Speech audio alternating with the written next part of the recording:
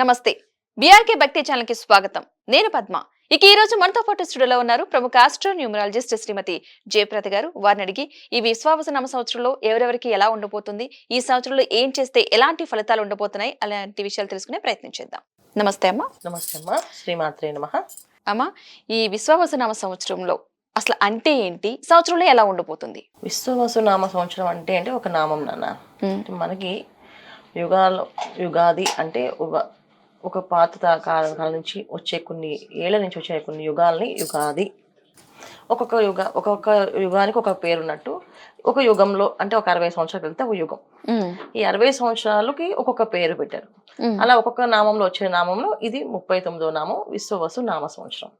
So ఈ విశ్వవసు నామ సంవత్సరానికి అధిదేవత అధిపతి అంటే ఏంటంటే రవి భగవానుడు. ఈ సంవత్సర పరిపాలన.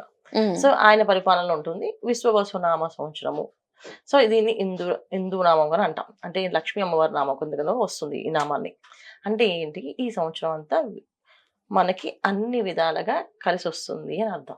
అమ్మ, ఈ సంవత్సరం కన్యా రాశి వారికి ఎలా ఉండబోతుంది? అసలు కన్యా రాశిలో ఏ ఏ నక్షత్రాలు వస్తాయి, వీళ్ళ ఆదాయ వ్యయాలు ఏ విధంగా ఉన్నాయి, ఎవరెవరికి బాగుంటుంది, ఎవరెవరికి బాగోదు, ఎలాంటి పరిహారాలు చేసుకుంటే మంచిది, ఆరోగ్య సమస్యలు ఏ విధంగా ఉంటాయి? తప్పకుండా అన్న. కన్యా రాశి వాళ్ళకి ఈ సంవత్సరం ఆదాయం 14, వ్యయం 2. ఓకే. రాజ్యపూజ్యం 6, అవమానం కూడా 6 సమానంగా ఉన్నాయి. అయితే వీళ్ళ నక్షత్రాలు వచ్చేసరికి ఉత్తర 2, 3, 4 పాదాలు, హస్త 1, 2, 3, 4 పాదాలు, చిత్త 1, 2 పాదాలు కన్యారాశిలో ఉంటాయి. రాహు కేతులు ఇద్దరు కూడా లోహమూర్తులుగా సామాన్య ఫలితాలు అందిస్తున్నారు. అంటే ఈ సంవత్సరం వీళ్ళకి 4 గ్రహాలు కూడా అంత అనుకూలంగా లేవు.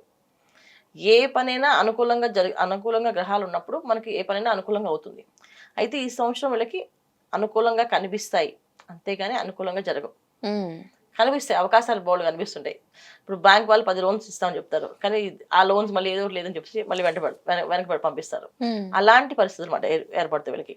ఆదాయ మార్గాలు అనేది 10 రకాలుగా కనిపిస్తున్నాయి, 10 మార్గాలు చూపిస్తున్నాయి. కానీ ఏ మార్గంలో ఫిక్స్ అవుతా అనేది మళ్ళీ మన పర్సనల్ జాతకం మీద ఆధారపడి ఉంటుంది. ఇది గోచార ఫలితాలు ఇలా ఉంది, కానీ పర్సనల్ జాతకంలో ఎలా ఉంది చూసుకోవాలి. రెండోది ఏంటంటే వ్యాపారస్తులకి ఈ సంవత్సరం కాస్తంత మెరుగైన ఫలితాలు కనిపిస్తున్నాయి. వ్యాపారాలు అవకాశాలు పెట్టుకోవడానికి, ఎస్టాబ్లిష్ చేయడానికి మనుషులు కనిపించడం ఇవన్నీ జరుగుతున్నాయి. అవి ఎంతవరకు చేతికి మనకి అందుతాయి అనేది మన సొంత జాతకం ఆధారపడి ఉంటుంది. రెండో విషయం వచ్చేసి వివాహ విషయాలు ప్రయత్నాలు చేసే వాళ్ళు వివాహాలు అనేది జరిగే అవకాశం ఉంది, మంచి ఇంటికి వెళ్ళే అవకాశం ఉంది.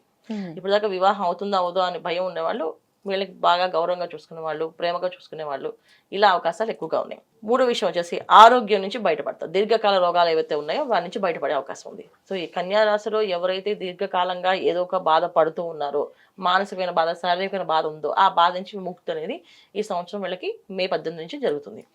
సో మే 18 వరకు ఆ ప్రాబ్లం ఉంది. మే 18 తర్వాత నుంచి ఆ సమస్య నుంచి బయటపడతారు.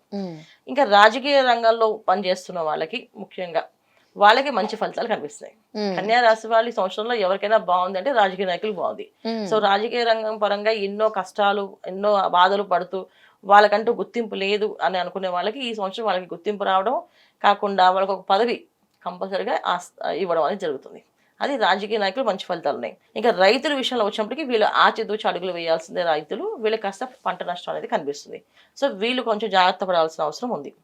ఇంకా విద్యార్థుల విషయం వచ్చినప్పటికీ వీళ్ళు కష్టపడి చదివితేనే మంచి ఫలితాలు కనిపిస్తున్నాయి. కష్టపడపోతే ఆ ఫలితాలు అనేది శూన్యంగా కనిపిస్తున్నాయి. ఎంత బాగా చదివిన స్టూడెంట్ అయినా, ఎంత పెద్ద ర్యాంక్ వచ్చినప్పటికీ కూడా ఈ సంవత్సరం మాత్రం ఆ ర్యాంక్ వచ్చిందని ఆ గర్వాన్ని మైండ్లోని తీసేసి మళ్ళీ శ్రద్ధగా భక్తిగా చదివితేనే మళ్ళీ వరిస్తుంది. లేకపోతే విద్యార్థులకి కాస్త ఇబ్బందులు ఉన్నాయి. ఇంకా ఉద్యోగస్తుల విషయంలోకి వచ్చినప్పుడు కొత్త మార్పులు, కొత్త అవకాశాలు కనిపిస్తున్నాయి. విదేశాల్లో ఉండే వాళ్ళకి మంచి మార్గాలు కనిపిస్తున్నాయి. సో ఇక్కడి నుంచి విదేశాలకు వెళ్ళిన వాళ్ళకి అనుకూలంగా ఉంటుంది, విదేశాల్లో ఉన్న వాళ్ళకి అనుకూలంగా ఉంది. ఇక్కడ ఉద్యోగాలు ఎవరైతే చేస్తున్నారో వాళ్ళకి బాసులు మారడమో లేకపోతే వీళ్ళు ఉద్యోగాలు మారడమో, సో మంచి ఫలితాలు ఉద్యోగస్తులు కాస్త మంచి ఫలితాలు చెప్పచ్చు, మంచి ఫలితాలే కనిపిస్తున్నాయి.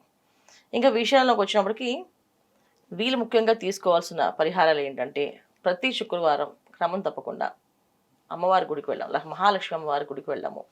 అమ్మవారికి జాజి పూలతో అర్చన చేయించడం. సో జాజి పూలు, మల్లెపూలు అలాంటి మాలలు ఇచ్చి అమ్మవారికి అర్చన చేయించుకోవడం. సో అక్కడ 21 ప్రదక్షిణాలు చేయడము, వీలైనంత వరకు జపం చేయడం, శ్రీ మహాలక్ష్మి నమః అన్న మంత్రాన్ని ఎక్కువగా జపం చేయడం, లక్ష్మీ అష్టోత్తరాన్ని చదవడం, ప్రతిరోజు నిత్యము పొద్దున్న సాయంకాలం, పొద్దున్న 6 గంటలకి, సాయంత్రం 6 గంటలకి కుదిరితే చక్కగా ఇంట్లో లక్ష్మీ అష్టోత్తరం చేయడం, ప్రతి శుక్రవారం అమ్మవారికి క్షీరాన్నాన్ని నైవేద్యం పెట్టడం, ఇది చేసుకుంటూ ఉంటే ఇంకా మంచి శుభ ఫలితాలు కనిపిస్తున్నాయి. అలా చేయలేని వాళ్ళు ప్రతి శుక్రవారం అమ్మవారి గుడికి వెళ్ళి అక్కడ ప్రసాదానికి టికెట్ కట్టి ప్రసాదం చేపించి అమ్మవారి నైవేద్యం పెట్టించడం. ప్రతి శుక్రవారం క్రమం తప్పకుండా చేయాలి ఇది. ఈ సంవత్సరం అంతా శుక్రవారాలు వీళ్ళు ఎంత నిష్టగా చేస్తారో ఆ వారం అంతా అన్ని యోగాలు ఆనందంగా ఉంటాయి. లేకపోతే వెళ్తూ వెళ్తూ వాహన ఇబ్బంది, అంటే టైర్ పంచర్ అవ్వడమో, లేకపోతే అక్కడ పని ఆగిపోవడమో, మళ్ళీ వెనక్కి రావడమో, ఏదో మర్చిపోవడం వెనక్కి రావడమో జరుగుతుంటుంది. కొట్టుకుంటూ ఉండడం, ఇలాంటివి జరిగే అవకాశాలు ఉన్నాయి. తర్వాత పిల్లల విషయంలోకి వచ్చినప్పటికి వీళ్ళకి వాళ్ళకి అండర్స్టాండింగ్ కుదరకపోవడం, పిల్లలతో ఏదో ఒక బాధపడుతూ ఉండడం, పిల్లల వల్ల ఏదో ఇబ్బంది పడడం, చిన్నపిల్లలు అంటే ఏదో అనారోగ్య సమస్య వచ్చి హాస్పిటల్ తీసుకెళ్ళడం, తిరగడం చేయడం, ఇలా సుఖం అనేది లేకుండా కష్టపడుతూ ఉంటారు. ఈ సుఖం అనేది సంతోషంగా కావాలి అనుకుంటే శుక్రవారం పూట అమ్మవారికి చక్కగా పూజ విధానం ఆచరిస్తే ఆ శుక్రవారం ఒక వారం అంతా వీళ్ళకి ఆనందంగా ఉంటుంది. ఇది చేసుకోవాలి. శ్రీ మహాలక్ష్మి నమః అనే మంత్రాన్ని ఎక్కువగా చేస్తుండాలి.